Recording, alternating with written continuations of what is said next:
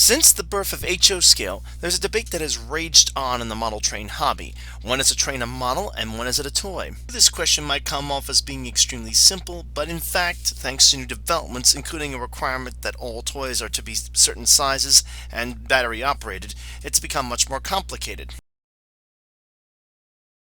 To properly tackle this subject, we first need to define a toy as opposed to a model. According to Merriam-Webster's online dictionary, a model is described as usually a miniature representation of something, a plastic model of a human heart, also a pattern of something to be made, while a toy, on the other hand, again according to Merriam-Webster's online dictionary, is essentially in its most basic form described as something for a child to play with. So as we can see, there's a pretty big difference in terms of the definitions between models and toys. Speaking of toys, here's a clear example of a toy train set. This is a Power Rails train set. It's battery operated with limited speed control. Detailing is pretty crude, and there are a lot of other liberties taken, again, to make this as playful for a child as possible, and at the same time safe. Now, all of this put into mind, it does its job the way it should, but again, it's not going to impress anyone who's hardcore into counting rivets on locomotives, etc., as this is definitely not going to cut the mustard in that department, but nonetheless still a fun toy. Normally, the first thing that comes to one's mind when one discusses toy trains are Lionel's O gauge trains. Please note how I define them as O gauge, not O scale. This is because these were designed to be more practical in terms of staying on the track by having oversized flanges, oversized couplers, and other details that just didn't line up with the actual size of the item itself, if it were scaled down from the real item. Taking these liberties helped keep the trains on the tracks and made them easier to play with. However, they do not line up in terms of scale, and they will not delight a person who is looking to get something that is photorealistic, photogenic, etc. They are merely toys, essentially for children to play with. Now, this is not to say that there's anything wrong with them per se, it's just that they're designed for a completely different market. Now, don't get me wrong, accessories like this helicopter we see flying suspiciously well were fun to play with. That said, however, they really weren't all that realistic. But again, that's the market they were developed for. These were designed to make a child happy, and they certainly did.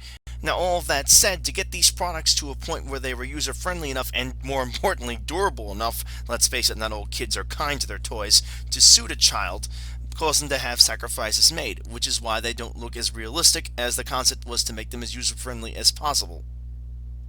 Needless to say, the things that make these trains more durable and more user-friendly, such as the heavier construction, the oversized flanges and couplers, etc., make them far less appealing toward the older segment of the market, the modelers, that wouldn't be willing to overlook the differences in the trains that were put there to make them more appealing and easier to operate by children. Now, this is not to say that an adult who collected these later on in life because they couldn't afford them as a child would have not been made happy by them. It's just to say that, again, they aren't to a specific scale and aren't as realistic as they could have been. Again, the purpose of this toy was to give a child a wonderful experience, something they would take on to the rest of their lives and look back on with happy memories. While an attempt was made to make them look more realistic, they were not designed to be prototypical or realistic looking as a main feature.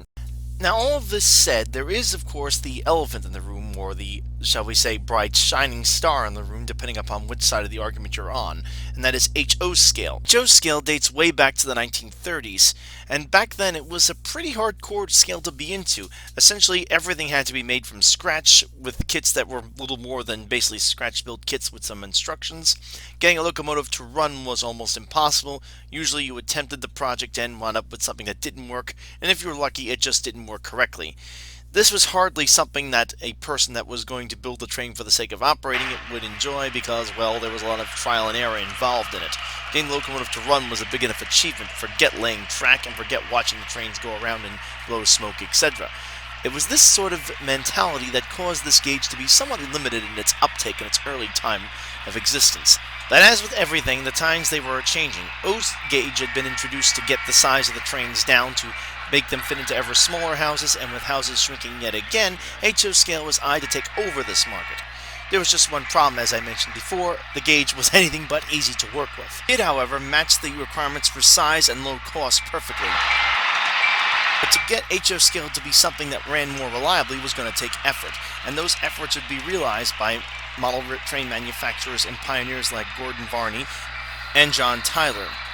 Their major contributions had to do with getting these almost impossible to build kits down to something that was manageable. In particular, John Tyler, who had come up with the hobby's first one-piece steam locomotive made of die-cast metal, all set to run, just put it on the track and turn the power on.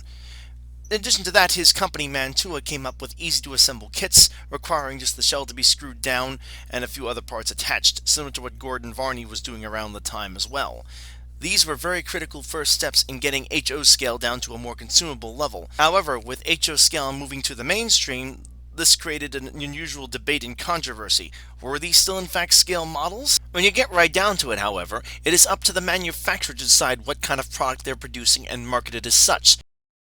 Therefore, if a company calls a train a model train, it's a model train. If I were to go out and buy, say, a dozen oranges, I would assume I was getting a dozen oranges, not apples, and I would be angry if I received such.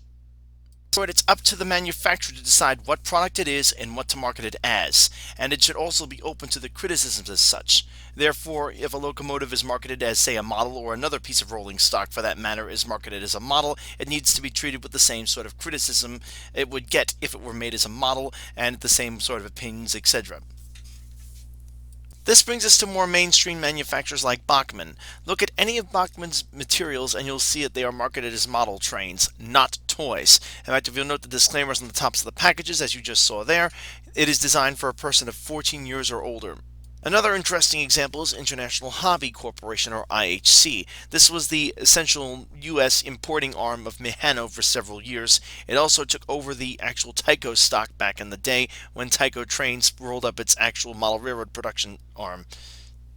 While they did make train sets that seemed somewhat childlike, these were essentially, according to all the literature I've read so far, aimed at model railroad hobbyists, special editions if you will, that were aimed to capture their hearts and minds. One interesting note, and just to be fair, back in these days, model trains were still considered appropriate for children as young as 8 years of age. However, look through all of IHC's guides, marketing material, etc., and you will not see a single notation that the products they are selling are toys. They are all considered models. Yes, they might be on the cheaper side, but they are not considered toys. The manufacturer I must mention that admittedly inspired this video was Lifelike Trains. The company basically produced a very low-end model that had a very infamous drive system, and I was criticized heavily in my Lifelike documentary for pointing this out, being told that they were, quote, toys. Even if that argument is correct and they are in fact toys, how does that mitigate them running this terribly? Make no mistake about it, however, as Lifelike manufactured models even in its earliest incarnation, as it manufactured model planes from balsa wood. After World War II, the company began importing lichen from Norway as a way of detailing model train layouts, scenery, etc. It would also pioneer the styrofoam tunnels that would become so common on model train layouts of the era, and this would eventually be spun off into another company called Lee Foam that would continue to produce styrofoam-based coolers long after the model train arm was absorbed by Walters. Furthermore, if we look inside the pages of this 2003 Walters model train reference catalog, we see that in fact Lifelike is there, listed as a model train manufacturer, with its locomotives on display for all to see. Again, model train manufacturer, not toy train manufacturer.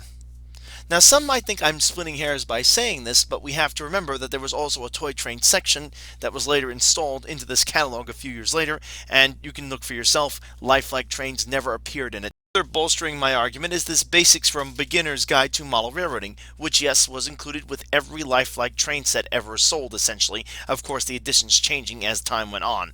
Inside, it shows several, and I quote, model railroading techniques, in terms of detailing the layout, in terms of maintaining the engines, in terms of pretty much everything to do with, and I quote again, model railroading.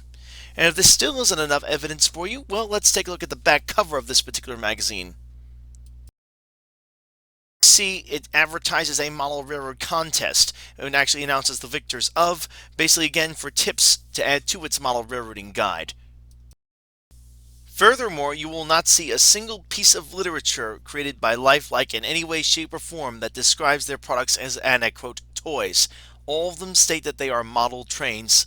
No mention of toys whatsoever. Now, while it is true you could purchase Lifelike train sets for a time in Toys R Us toy stores. Make no mistake about it, they were kept in a separate section of the store, dedicated to models, usually those hand-assembled cars that had to be assembled and painted, as well as the paint supplies to do so, and of course plastic cement to build those, and the Lifelike building kits and other such accessories usually sold in the same aisles.